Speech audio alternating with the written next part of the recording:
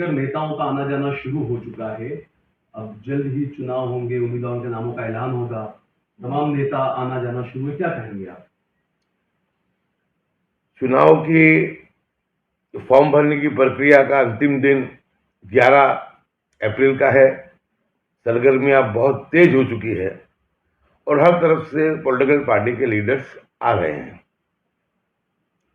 मैं तो आप लोगों के माध्यम से एक ही मैसेज देना चाहूंगा गुजरात के मुस्लिम समाज को भी, कि गुजरात का मुस्लिम समाज आने वाले ये स्थानिक स्वराज्य के इलेक्शन में अपने वोटों का, अपने मतदान का सही तरीके से और जीतने वाले नुमाइंदों की तरफ मतदान करके जो है गुजरात के भविष्य को तय करे, क्योंकि गुजरात के भविष्य के साथ हमारा भी भविष्य जुड़ा है। सभी को मालूम है कि भारतीय जनता पार्टी ने बिन लोकशाही तरीके से 14 लाख मुस्लिम समाज के नाम एसआईआर में से दूर करने की कोशिश की थी। हमने उस लड़ाई को लड़ा, कांग्रेस पार्टी ने लड़ा, आप लोगों ने बहुत अच्छा साथ सहकार दिया। 14 लाख लोगों के नाम वापिस से जो थे नामजद करने पड़े। और अब जब चुनाव है, हमेशा ये देखते हैं हम कि पिछले कई टाइम से Bharatiya Janata party crime branch, ATS, bootlegger और ड्रग्स माफियाओं का साथ लेकर के अपक्ष उम्मीदवार खड़े करवाना, छोटी छोटी पार्टियों में अपने उम्मीदवारों खड़े करवाना और मुस्लिम समाज के वोटों का बिखराव करना, और उस बिखराव को करते हुए भारतीय जनता पार्टी अपनी जीत को तय करती है, निश्चित करती है।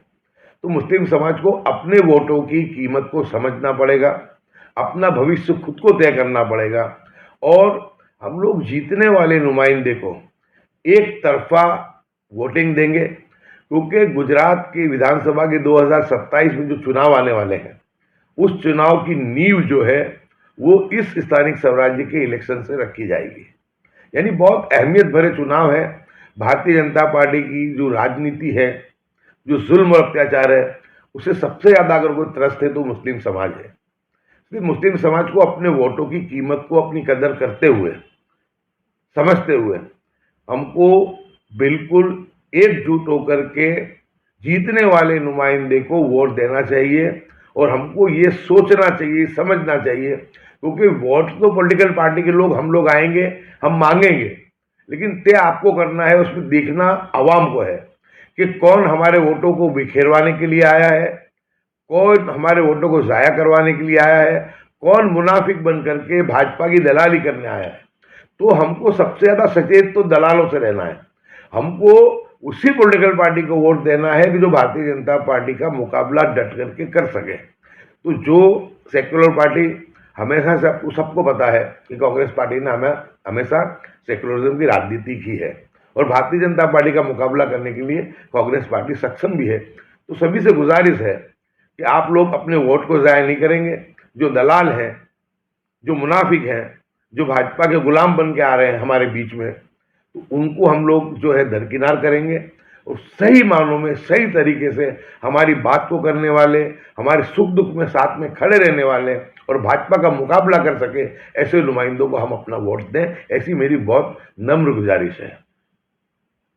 कल की जो सभा में देखा गया कि लोगों का जो गुस्सा था पहले जो एआईएमआईएम को लेकर के, वो देखने नहीं मिला। कहीं सोशल मीडिया अकाउंट ऐसे हैं जिसपे ट्रोल भी किया गया मीम को कि सभा में जो है आवाम ने समर्थन नहीं दिया। देखो, बिल्कुल जो गुजरात में 2021 में ओवैसी साहब जब आए थे, एयरपोर्ट पर उनको लेने के लिए 5000 बाइक गई थी और 10,000 लोग गए थे। जबकि इस मरतबा जब ओवैसी साहब आए तो सिर्फ 40-50 लोग उनको जो था उनका स्वागत करने के लिए, उनको वेलकम करने के लिए गए थे। वहीं से पता चल गया था कि गुजरात में जो है एमआईएम का मामला जो है वो आवाम के बीच से निकल चुका है। फिर कल जब सभा हुई तो सभा में भी देखा कि 300 से ज्यादा लोग इकट्ठा नहीं हो पाए, और ओवैसी साहब ने खुद ने कल, जो हमको सूत्रों से पता चला है, कि गुजरात के अध्यक्ष को डांटते हुए कहा कि मेरी हिंदुस्तान में सबसे कमजोर जो कोई सभा हुई है वो आज की सभा है। और उन्होंने कहा कि 5 साल में तुमने पार्टी की जो है वो कब्र खोद के रख दी है। और ये कहकर भी गए हैं ओवैसी साहब कि ये बल्दिया के चुनाव है और अब मैं आने वाला नहीं हूं, क्योंकि उनको बहुत ही कल मायूसी हुई। लेकिन ओवैसी साहब को भी समझना चाहिए कि ओवैसी साहब जब आप 2021 में आए थे उस वक्त में कॉरपोरेशन के चुनाव थे, आपने रिवर फ्रंट के ऊपर जो प्रवचन दिया था जिसमें 50,000 से ज्यादा लोग मौजूद थे, एक जज्बा था, एक जुनून था, एक एतमाद था, एक भरोसा था। उस वक्त आपने कहा था कि जब गुजरात में कहीं भी बुलडोजर चलता है, डिमोलिशन होगा, मैं आकर के धरना दूंगा। लेकिन 2021 के बाद कितनी जगह पे डिमोलिशन हुए सबको पता है, कहीं पर आए नहीं। उसके बाद फिर जब दूसरा चुनाव आया 2022 का चुनाव असेंबली का, उस वक्त 15 दिन आए, 6 दिन मेरे यहाँ पर घूमे दरियापुर में, 8 दिन इमरान खैराला के वहाँ घूमे। और जो था कि उस चुनाव के चलते हमारे उलमाए हजरात ने, हमारे दानिशमंदों ने ओवैसी साहब को रिवेरा होटल में जाकर के समझाया भी था कि आप 3 सीट जो हैं जहाँ मुस्लिम के एमएलए हैं उनको बाकी रख के आप 179 सीट को आप लड़ाइए। और खास करके उन्होंने दरियापुर के लिए कहा था कि दरियापुर की सीट मुस्लिम के साथ साथ जब तक हिंदू समाज का वोट नहीं मिलता है वहां तक वो सीट जीत करके नहीं आ सकते हैं। लेकिन कोई भी कारण, कोई भी वजह रही हो, ओवैसी साहब ने उस बात को नहीं माना और जो मेरी हार हुई, और उसकी वजह से मुस्लिम समाज में भी एक बहुत बड़ी नाराजगी थी कि लोगों को ये था कि ओवैसी साहब क़यादत खड़ी करने की बात करते हैं, जबकि गुजरात के अंदर 15 साल की बनी बनाई क़यादत जो थी उसको ख़त्म करके वो चले गए। क्योंकि उसके बाद भाजपा के लोगों ने जो निवेदन दिए ये दिए थे कि हमने 70 लाख मुस्लिम समाज के लोगों की आवाज़ को बंद कर दिया, हमने मुस्लिम समाज का जो रहबर था, जो दौड़ता था चारों तरफ, उसके हमने पैर तोड़ दिए। यानी लोगों को एक एहसास था कि शायद ओवैसी साहब ने उलमा हजरात की बात मान ली होती तो हमारी सीट ये बच जाती, ठीक है। लेकिन जब भी आए चुनाव पे आए, फिर अब आए जब भी चुनाव पे आए 26 के चुनाव में, तो वो सबसे बड़ा मैं मानता हूं कि ओवैसी साहब का जो सबसे बड़ा जो सेटबैक जो आया है, लोकल इश्यू मेरा तो था ही, लेकिन उसके साथ साथ जिस ढंग से उन्होंने पश्चिम बंगाल में हुमायूं कबीर के साथ उन्होंने कॉम्प्रोमाइज किया, हुमायूं कबीर जिसके लिए एमआईएम के प्रवक्ता, जो धुआंधार प्रवक्ता है, उन्होंने खुद ने कहा था कि ये भाजपा का एजेंट है, ये भाजपा का दलाल है, आसिम वकार ने ये कहा था।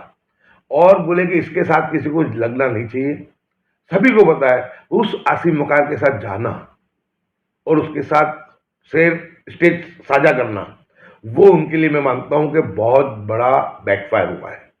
क्योंकि महाराष्ट्र और बिहार के चुनाव से कुछ एज एमआईएम को मिली थी, लेकिन पूरी की पूरी पश्चिम बंगाल में हुमायूं कबीर के साथ समझौता करने से असदुद्दीन ओवैसी साहब शंका के घेरे में आ गए। क्योंकि वो असम भी गए बद्रुद्दीन अजमल साहब के साथ, उसमें भी जमीयत उलमा हिंद ने बहुत बड़ा ऑब्जेक्शन लिया कि भाई इस तरीके का नहीं होना चाहिए। और उसके साथ साथ जो ओवैसी साहब ने जो प्रवचन दिया पश्चिम बंगाल में, ये कहा कि ममता और मोदी दोनों भाई बहन हैं, जबकि पश्चिम बंगाल का मुसलमान ममता दीदी को बहुत एहतराम से देखता है, बहुत इज्जत करता है। मुझे ये भी मालूम कि हमारे कांग्रेस के खिलाफ वो लड़ती हैं, लेकिन वो पश्चिम बंगाल के मुसलमानों को के पक्ष में खड़े रहने में सक्षम रही है और उनका काम किया है। इस वजह से मुस्लिम समाज उनको वोट देता है। मैं मानता हूं कि जो काम करता है उसको वोट देना भी चाहिए। आप आसाम देख लो कि आसाम में हेमंता बिस्वा शर्मा की सरकार है, वो भी बॉर्डर राज्य है, कितना कहर बरपा दिया उन्होंने वहां पे, क्योंकि कांग्रेस नहीं है, उनकी मन मर्जी की हेमंता बिस्वा शर्मा काम कर रहे हैं। लेकिन पश्चिम बंगाल भी बॉर्डर राज्य है, वहां पर भी बहुत सब इश्यू जो है बांग्लादेशियों के नाम पे मुस्लिम समाज को प्रताड़ित करने का काम होता है। लेकिन फर्क इतना है कि वहां भाजपा का आसाम में मुख्यमंत्री है, पश्चिम बंगाल में ममता दीदी है। ममता दीदी ने वहां के मुसलमानों को प्रताड़ना से बहुत हिफाजत में रखा है, बचाया है। तो इनको सोचना चाहिए था कि एक सेक्युलर लीडर कि जो हिंदू वोटों की भी परवाह नहीं करती है और हक बात के लिए, सच बात के लिए वो मुस्लिम समाज के साथ खड़ी रहती है, तो खुद ही ने सेल्फ गोल किया है ये जो हुमायूं कबीर के साथ। तो ये बातें रही, इस वजह से कल गुजरात की आवाम ने उनको पर्चा दिया। 300 लोग भी सभा में नहीं आए और ओवैसी साहब जो है वो कह करके गए कि भाई अब ये तो बल्दिया इलेक्शन है, लोकल लोग लड़ेंगे। और सूत्रों से भी पता चला कि वारिस पठान बहुत गुस्से भी हुए गुजरात के अध्यक्ष पे कि तुमने 5 साल में पार्टी की कब्र खोद दी। ओवैसी साहब का ये कहना था कि गयासुद्दीन शेख की वजह से साजिद भाई काबलीवाला हारे, आपका क्या कहना है? मैं स्वीकारता हूं कि मेरे वजह से अगर उन्होंने मेरे सामने एमआईएम का नुमाइंदा ना लड़ाया होता तो शायद जरूर जमालपुर का मुसलमान साबिर भाई को वोट दे देता, लेकिन मेरे सामने और इमरान खेड़ावाला के सामने उम्मीदवार खड़ा रखने की वजह ही थी कि लोगों ने उनके खिलाफ वोट डाला। लेकिन साबिर काबलीवाला को इमरान खेड़ावाला एक मुस्लिम विधायक ने हराया, मेरे सामने एक अत्यंत कौमवादी जो बिल्कुल विकृत मानसिकता वाला एमएलए जो है भारतीय जनता पार्टी का, वो जीत करके आया। और डिफरेंस भी आपको समझना पड़ेगा, जमालपुर में 62% मुस्लिम है, 38% हमारे हिंदू भाइयों के वोट है, और दरियापुर विधानसभा में 38% मुस्लिम वोट और 62% हिंदू थे, क्योंकि मुस्लिम और हिंदू मिलता था जब भी वोट में जीत पाता था। लेकिन जमालपुर में अकेला मुस्लिम भी दे दे तो भी जीत पाते थे। लेकिन जो गलती उलमा इकराम की बात को नहीं मानना, दानिशमंदों की बात को नहीं मानना, और दरियापुर के अंदर जिस तरह से उन्होंने किया, तो ऐसे जब मुश्किल हालात हैं कि ओवैसी साहब कह के गए थे कि मैं तुम्हारे हर मुश्किल वक्त में आऊँगा। आपको मैं कहूँ, एक मरतबा और आए थे आज से 2 साल पहले, जब क्रिसेंट स्कूल में जुहापुरा कार्यक्रम था उनका, और वहीं से 200 मीटर दूर गुजरात सार्वजनिक ट्रस्ट की विडो हाउस, जो विधवाओं के लिए मकान बन रहे थे, उस पर बुलडोजर चलने वाला था। पर 200 मीटर दूर होने के बावजूद ओवैसी साहब जुहापुरा में वहाँ नहीं आए थे। मैं और इमरान खेड़ावाला दोनों गए थे और हमने कहा था कि ये एक ही आपको विडो हाउस ही दिखता है, अहमदाबाद में 9 लाख से ज़्यादा गैर कायदेसर बांधकाम है, उनको तोड़ो और उसके बाद ये विडो हाउस को तोड़ने के लिए आओ। और उस काम को हमने रुकवाया था। तो लोगों को पता है कि अब सिर्फ लच्छेदार भाषण करने से, दीन की मजहब की बातों को मन से करने से कोई अगर फ़ायदा होने वाला नहीं है। दीन का एहतराम होना चाहिए, मजहब का एहतराम होना चाहिए, लेकिन जिस तरह भारतीय जनता पार्टी स्टेज से नारे लगाती है जय श्री राम के, इसी तरह से कुछ कमसिन लोग, छोटी बुद्धि के लोग, तेरा मेरा रिश्ता क्या, ये से नारे लगा के हिंदुओं को उस्केरना, मैं मानता हूँ इसमें मुस्लिम समाज आने वाला नहीं है। ऐसे तमाम लोगों को, ऐसे तमाम पत्रकार पोपटलाल जो है, उनको समझना चाहिए कि ये सब नारों में अब आवाम जो है उलझने वाली नहीं है। कल अहमदाबाद के अवाम ने मैसेज साफ दे दिया है कि उसका रुझान किस तरफ जा रहा है, क्योंकि आप पार्टी के साथ तो कभी मुस्लिम जाएगा ही नहीं। क्योंकि आप पार्टी ने जिस तरीके से मौलाना साद साहब के ऊपर केस किया, वहाँ पर जो तंजीम थी तबलीग जमात की, उसको सील लगाने का काम किया। केजरीवाल दंगों में कभी नहीं गए, केजरीवाल ने बिल्किस बानो की बात नहीं की कभी, ना एनआरसी पे बोले, यानी और एक भी मुस्लिम को कभी गुजरात में जो आप पार्टी है स्टेज पे जगह नहीं देती। आपको एक वीडियो ला के मुझे बता देना कि जिस पे मुस्लिम लीडर को जगह दी हो, यानी वो तो भारतीय जनता पार्टी की बी टीम है ही। और दिल्ली में जो उन्होंने शासन करके बताया है, तो उससे लोगों को पता है। तो आप पे तो जाने वाले नहीं थे। और मीम का जो कल था, जो ओवैसी साहब ने हुमायूं कबीर के साथ किया, वो सेल्फ गोल उनको बहुत भारी पड़ा है। मैं ये मानता हूँ कि आने वाले जो चुनाव है उसके अंदर मुस्लिम समाज बहुत समझदारी के साथ सेक्युलर हिंदुओं के साथ कंधे से कंधा मिला के वोट करेगा, क्योंकि बहुत बड़ी तादाद सेक्युलर हिंदुओं की है जो भाजपा को पसंद नहीं करते हैं। आज भी आप पूरे देश का रेशियो ले लो तो 30-32% लोग भाजपा को वोट देते हैं, 60% के करीब, 58% के करीब जो लोग हिंदू समाज है वो सेक्युलर पार्टी को देता है। सवाल ये है कि जो सेक्युलर वोट जो है 58% वो बढ़ जाते हैं।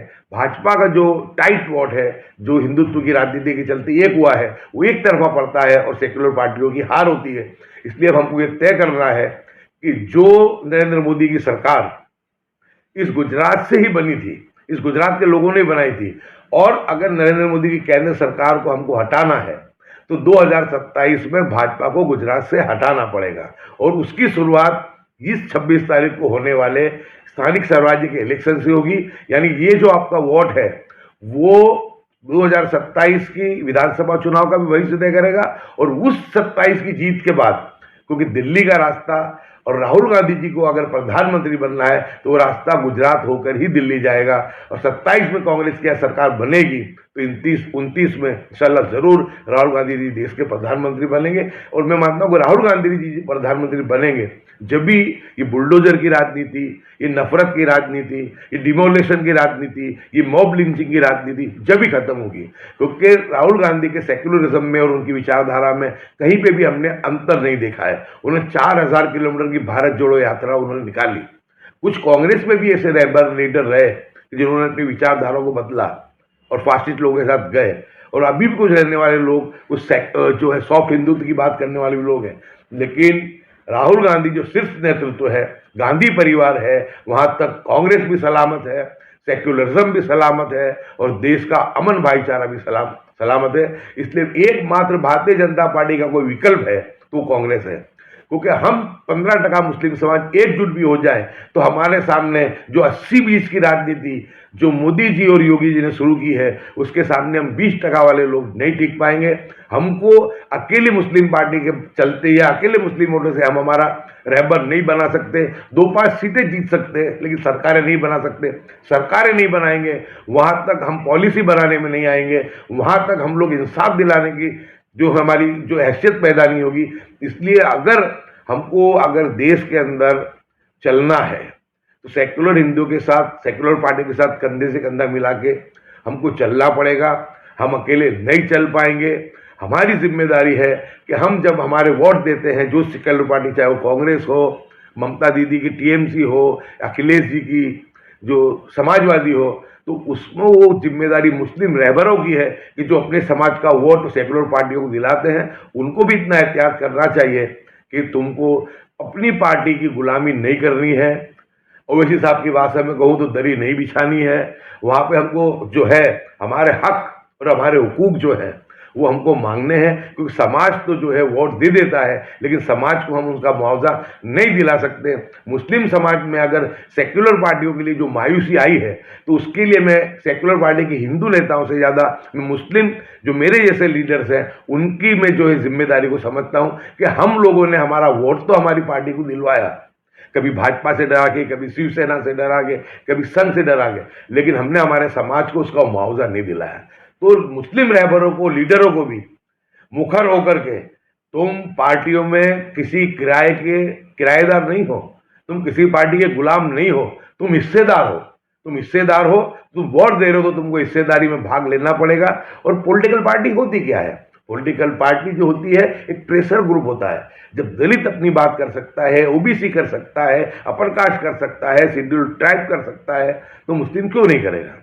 तो ये तो जितना जिसकी भागीदारी, जिसकी हिस्सेदारी थी उसकी भागीदारी की जो नारा है वो जब भी हो सकता है कि जो लीडिंग कर रहे हैं जो हमारे जैसे लोग हैं, तो हमारी जिम्मेदारी है कि हम हमारे समाज को वोटों का मुआवजा दिलाएं। मैं मानता हूं कि हमारी गलतियों से हमने गलती की है, मुस्लिम लीडरों ने, हमने भी समझा है।